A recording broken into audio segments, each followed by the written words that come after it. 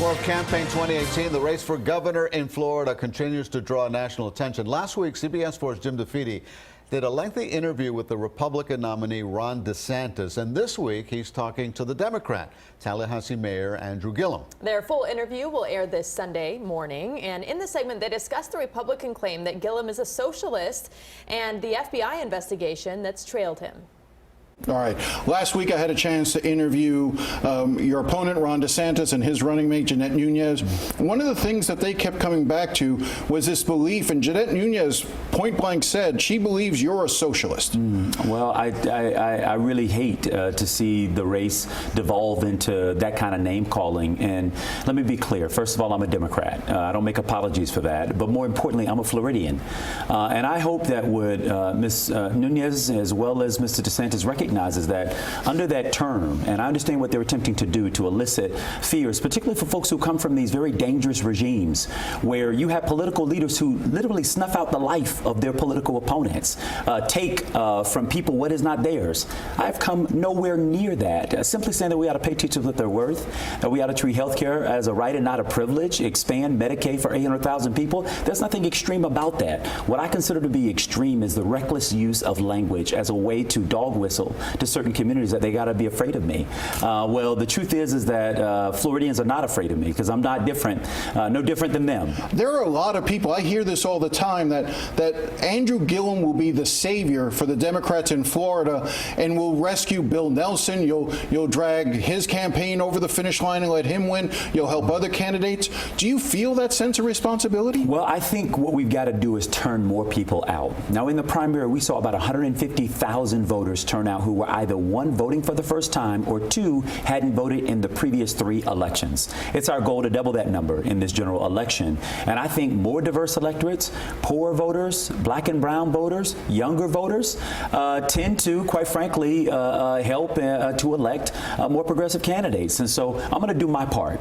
As we said in the primary election, and I believe it earnestly in this general election, we've got to give our voters a reason to go out and vote for something. I believe that our campaign is offering that, and if we turn those voters out, I believe it will benefit everybody up and down the ballot. You talked about how little money you were spending compared to your opponents in the primary.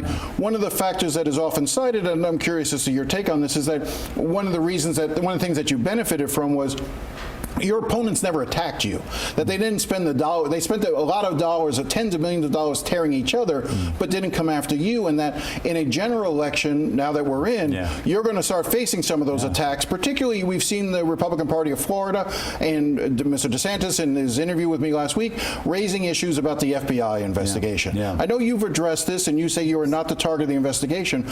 Not only have I said I'm not the target, but there's no evidence to suggest that I'm the target of any investigation. So I want to just take a step back on the broader issue of what this investigation sort of is ongoing. It's about what's happening in the city of Tallahassee, and I guess the reason where your name intersects in this is in a couple of trips that you took, one to New York with somebody who may be under investigation, appears to be under investigation, that also was accompanied by some undercover FBI agents, and another trip that you took with people who do business with the city who are also longtime friends of yours to Costa Rica.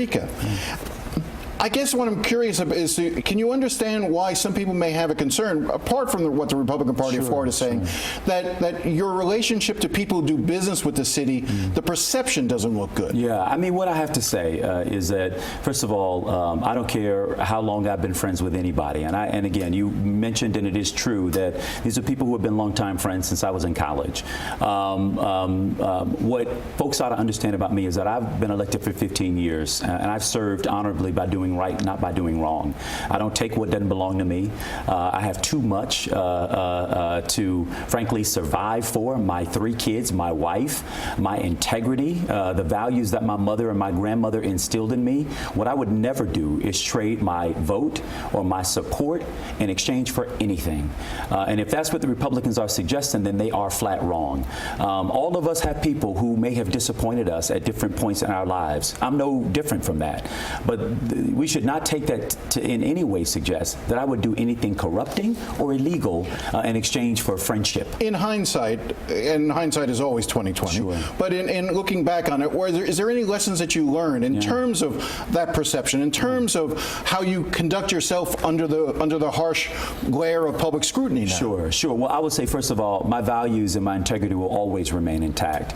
I think what I would learn, and what I think I have learned, is I've in many ways been extremely trusting of people who are around me, with the belief that everybody has good intentions for me, and that isn't always the case. Now, the truth is I didn't learn many of these folks were FBI agents until afterwards, but it didn't impact my behavior at all. I still conduct myself in a way that I thought would be a way of integrity, and I think going forward, I'll always be a little bit more circumspect about who's around me and why they may be around me.